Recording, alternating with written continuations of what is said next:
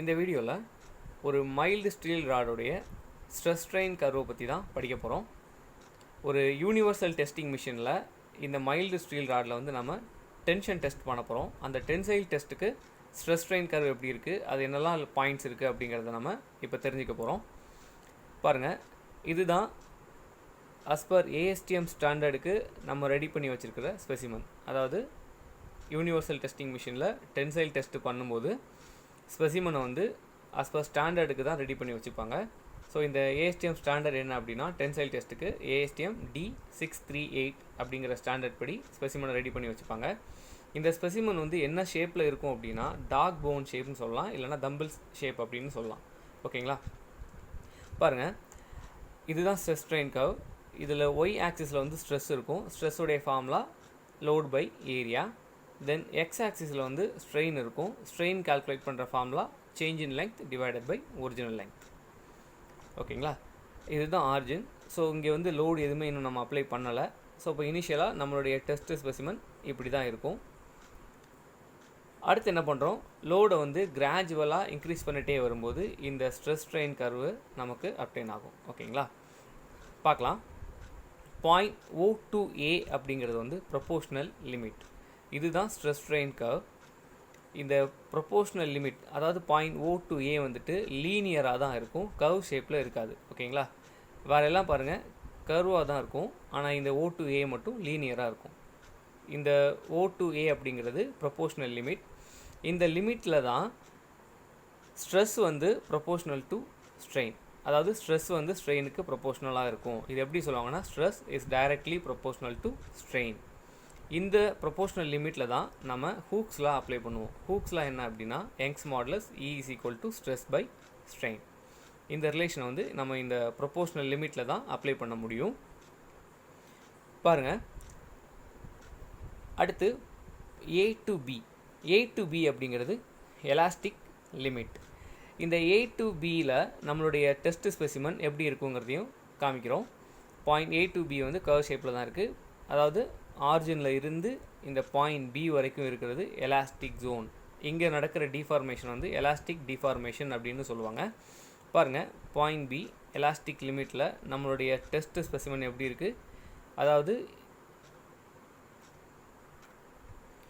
இனிஷியலாக load apply பண்ணுறதுக்கு முன்னாடி ஸ்பெசிமன் இப்படி தான் இருக்குது.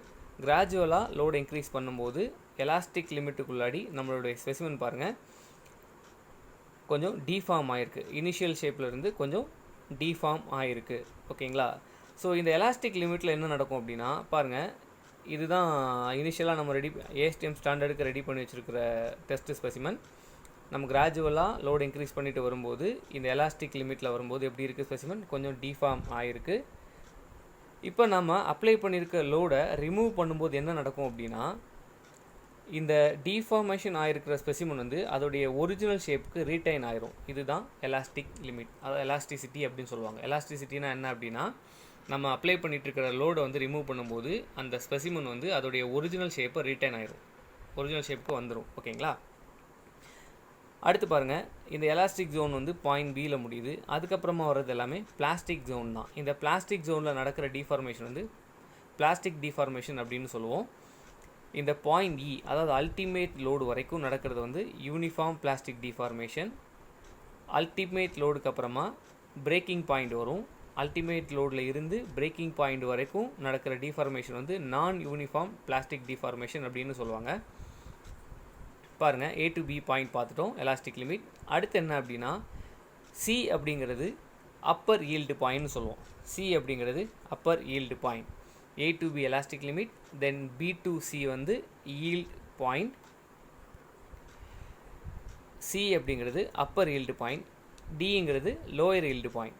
இப்போ point C upper yield point. Upper yield பாயிண்ட்னா என்ன அப்படின்னா, பாருங்கள், பாயிண்ட் Bயில் வந்துட்டு எலாஸ்டிக் டிஃபார்மேஷன் முடியுது. அதாவது எலாஸ்டிக் ஜோன் இங்கே முடியுது. இங்கே தான் என்ன ஆகுது, பிளாஸ்டிக் டிஃபார்மேஷன் ஸ்டார்ட் ஆகுது. ஓகேங்களா? அதாவது இந்த பிளாஸ்டிக் டிஃபார்மேஷனை இனிஷியேட் பண்ணுறதுக்கு தேவையான மேக்ஸிமம் லோடு பாயிண்ட்டை தான் நம்ம என்ன சொல்லுவோம்னா, மேக்ஸிமம் பாயிண்ட்டு தான் அப்பர் ஈல்டு பாயிண்ட் அப்படின்னு சொல்லுவோம்.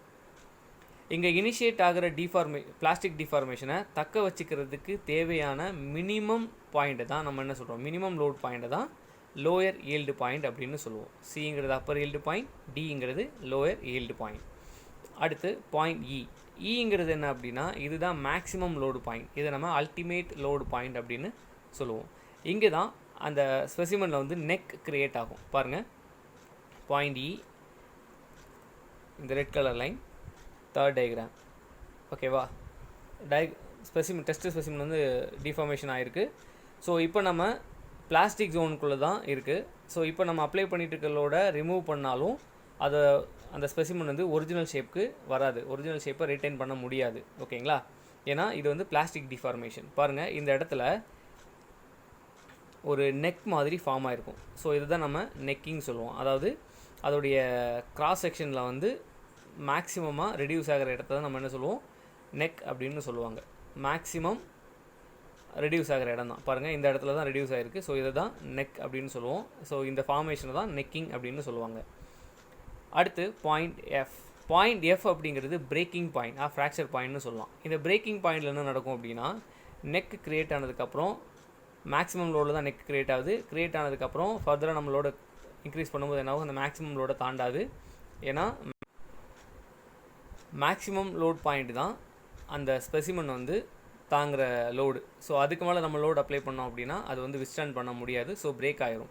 ஸோ இந்த பிரேக்கிங் பாயிண்டில் பாருங்கள், ஸ்பெசிமன் வந்து ஸ்ப்ளிட் ஆயிரும், ரெண்டாக உடஞ்சிரும். ஸோ இதுதான் இந்த மைல்டு ஸ்டீலோடைய ஸ்ட்ரெஸ் ஸ்ட்ரெயின் கர்வ்.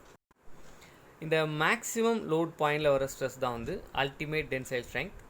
இந்த பிரேக்கிங் பாயிண்டில் வர்றது வந்து பிரேக்கிங் ஸ்ட்ரென்த் ஆர் ஃப்ராக்சர் ஸ்ட்ரென்த்னு சொல்லலாம்.